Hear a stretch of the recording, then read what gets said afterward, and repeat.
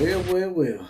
Looks like I'm not the only one that's trying to tell USC that they may be looking at a mirage. It seems as though the insiders within USC circles, Grayson Taylor, SoCal Sports columnist, is sort of pulling back the mirage that is Lincoln Riley. And until Lincoln Riley can show defense some kind of seriousness, they're never going to win a national championship. You've got to show some kind of seriousness when it comes to defense. And it seems as though that now some USC insiders are starting to see right through this mirage. Let's talk about it. The home of the common Joe and the common Sally in the know, even more so than all those media talking. Well. What do we have here? It's another episode of the OCF. That's the Outlaw of College Football. That's me, JPC. That stands for Jesse Paul Clark on Facebook, spelled Jesse without the I. Also on Twitter at OCF Productions. Now, getting right into it here. Seems like old Linky Boy's honeymoon may be being peeked into and looked at a little bit more negatively, especially with the way the defense has been playing here as of late. You know, this is something I tried to tell y'all before. And Grayson Taylor, who is a SoCal columnist, is now starting to see it. He's starting to call it out. He's trying to warn USC fans. I'm going to throw a few graphs up here.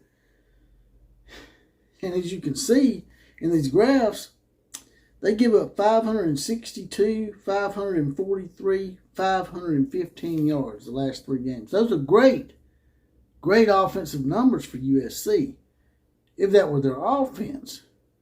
But it's not their offense.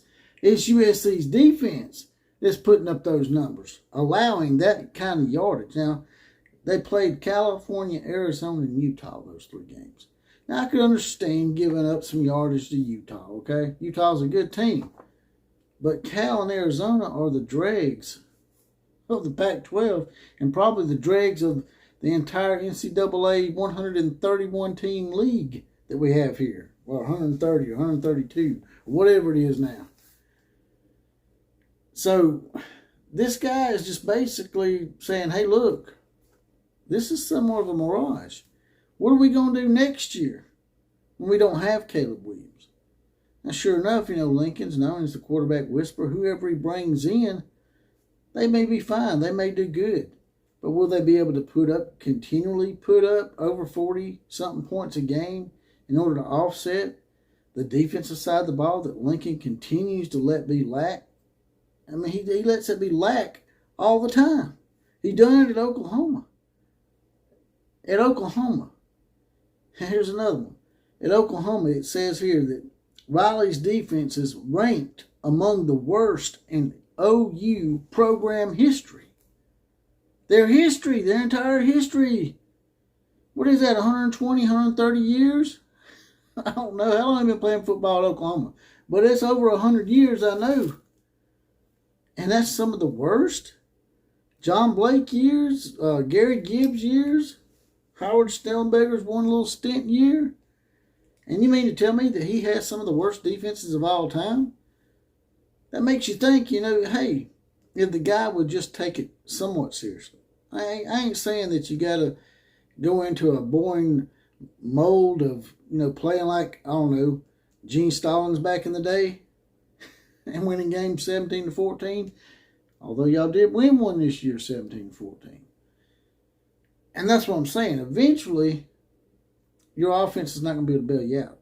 It's happened time and time again with Lincoln Riley throughout his coaching career. When he was at Oklahoma, he continually blew big leads, or either that or he got outscored. Now, the Georgia game was the one that stuck in my craw for a long time for Oklahoma fans. And Oklahoma fans talk about it all the time. They were up 31-14 at one time. And Georgia got a field goal right before halftime because of some little stupid squib kick that Lincoln done, put them in position where they could go down and kick a field goal. Well, that field goal come back to haunt them because it was the difference in the game. I think the game ended up, what was it, 52 to 51 or some shit like that. But I'm just trying to tell you USC fans out there, man. Y'all think I'm a heartless bastard when it comes to USC in general. And I have been prodding y'all quite a bit, but I'm being serious when I tell y'all, man. If y'all want to compete for national championships, and I shouldn't even be telling y'all this because I really don't want you to compete for national championships. I'll be quite honest. I don't want y'all to win. But if y'all want to, and I'm just being a sportsman here, y'all need to go out and hire a real defensive coordinator. And the USC administration needs to go to Lincoln and say, hey, look, man, you can go out and hire another defensive coordinator, but you better be serious about it.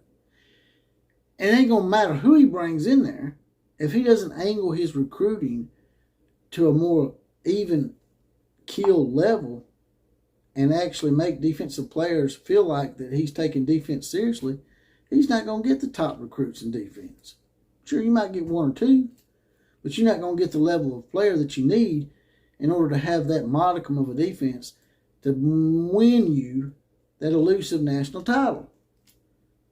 All Lincoln needs is an average defensive coordinator, somebody that can hold a team to 24 points a game. And they could win a national championship in a game situation like maybe 34 to 24 or some shit like that. But he refuses. He refuses to take defense seriously. And until he does, USC will not be taken seriously. That's all I got to say about that. You guys and gals, tell me what you think about this situation. Also, throw my notes over here. There's a little hard option down here. If you don't mind, click on that, please. Get me off this YouTube tee because they're always...